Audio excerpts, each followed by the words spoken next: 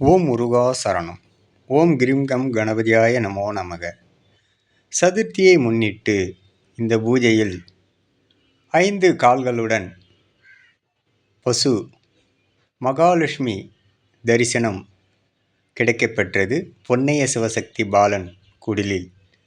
அதற்கு பூ அணிவித்து பூஜை செய்த காட்சியை பதிவு செய்துள்ளோம்.